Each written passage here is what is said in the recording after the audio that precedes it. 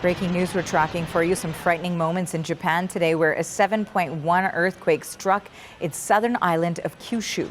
Deaths are feared as a result of the quake, and officials say at least 50 people are injured. The tremor knocked out power to thousands of homes and left people trapped inside a partially collapsed shopping mall.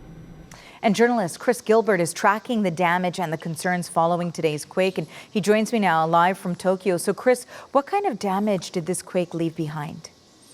Well, this was certainly significant. You know, Japan has a lot of earthquakes, but there are reports of collapsed buildings throughout all of Kumamoto prefecture, Kumamoto being a city comparable in size to Winnipeg.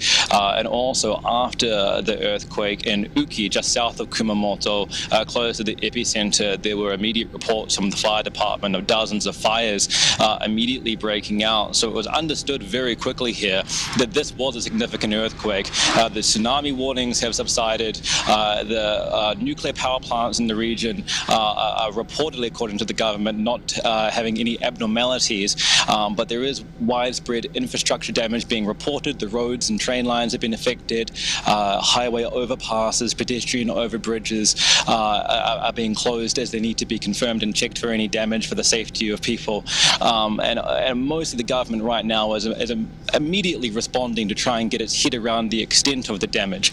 They've deployed more than 3,000 Self-Defense Force personnel to Kumamoto, an initial 3,000 to try and respond as quickly as possible, because as you mentioned, there was also that very dramatic, what appears to be explosion at the Aeon Mall in Kumamoto.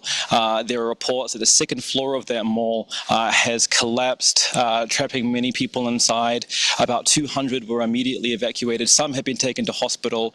Staff inside have been unable to be contacted, and authorities are fearing that there may be bad news to come when they search the wreckage of that mall. Now, when we look at how powerful this earthquake was, what are some of the concerns over the next few days? Well, authorities are urging people to remain vigilant, at least for the next week, and with good reason. They believe that an earthquake of a similar scale may occur in the next 7 days, or could occur in the next 7 days, and this is not unprecedented. Kumamoto was hit by twin earthquakes 10 years ago in 2016. Those earthquakes killed 278 people. They injured about 3,000 people, and so the locals of the city need no extra warning to stay vigilant. They've experienced it already, but also there's fears of a compound disaster, because on Wednesday in Kumamoto it's going to reach 35 degrees Celsius. And there's a lot of older people who live in Kumamoto. A third of the population almost is 65 or older, and there's still tens of thousands of households without power. So authorities are urging people to try and keep cool by any means necessary, to avoid, especially older vulnerable people, for getting heat stroke as authorities try and reach those most in need and recover to this disaster. Chris, thank you for the latest on this. That is journalist Chris Gilbert in Tokyo.